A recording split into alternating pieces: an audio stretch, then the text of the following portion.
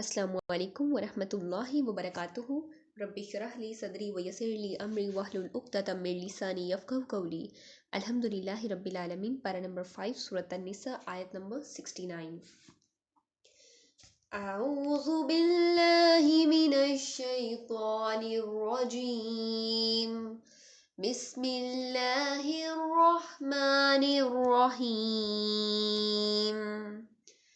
वमन युतिइल्लाह वर्रसूल फउलाइक मअल्लज़ीना अनअमल्लाहु अलैहिम मिनन नबिय्यीन वस्सिद्दीकीन वश्शुहदाइ वस्सालिहीन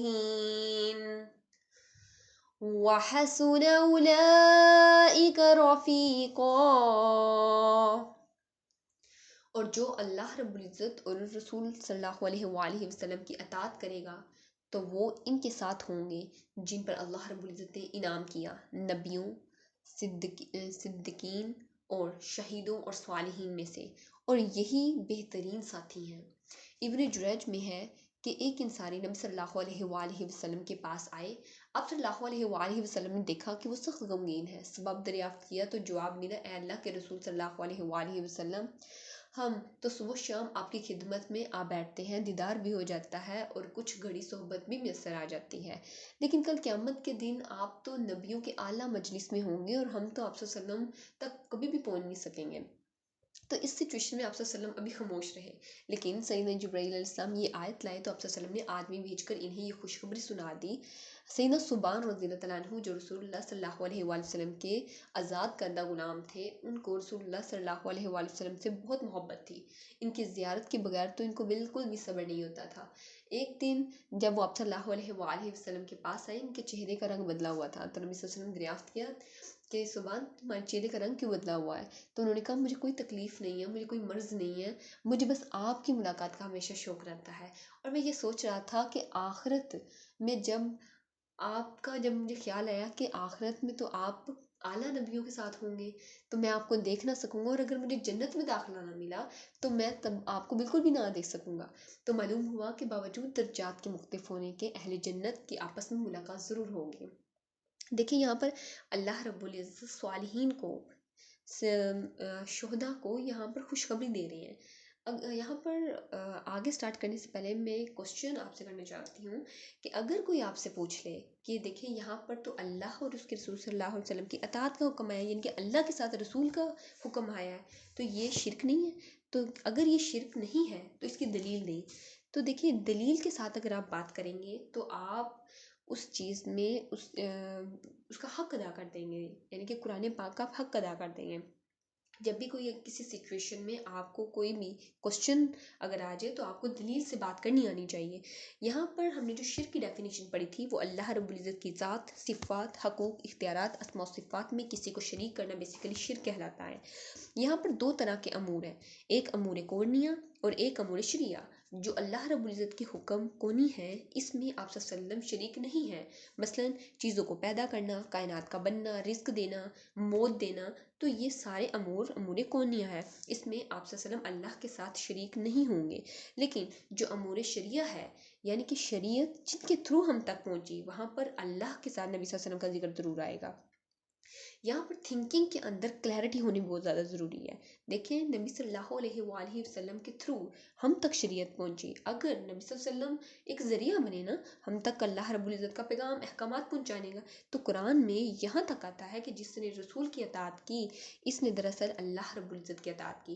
जो अल्लाह और उसके रसूल सल्लल्लाहु अलैहि वसल्लम की अताअत करेंगे वो लोग अंबिया, शुहदा, स्वालिहीन में होंगे, उनके साथ होंगे, उनकी दोस्ती नसीब होगी। यहाँ पर रसूल और नबी में भी मैं फ़र्क बताती चलूँ कि जो रसूल होता है वो नबी नहीं होता, जबकि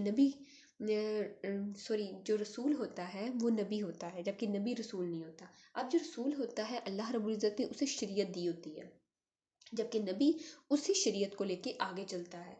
یہاں پر ہر جو رسول ہے وہ نبی ہوتا ہے، لیکن ہر نبی رسول نہیں ہوتا۔ دیکھیں یہاں پر جو اگر ہم شہداء کی بات کریں تو جو اللہ رب العزت کی راہ میں شہید ہوتا ہے صرف اسے ہی شہداء نہیں کہتے، بلکہ جو اللہ رب العزت کی راہ میں علم حاصل کرنے کے لیے نکلتا ہے اسے بھی شہداء کہتے ہیں۔ یہاں پر اللہ رب العزت فرماتے ہیں کہ اللہ رب العزت کے راستے میں جو جان دے وہ، اب یہاں پر درجے بھی اللہ رب العزت ہے، پہلے انبیاء کا، پھر صدیقین کا، پھر شہداء کا، پھر صالحین کا۔ جو صدیقین ہے جس کی ساری زندگی سچ کا نمونہ ہو۔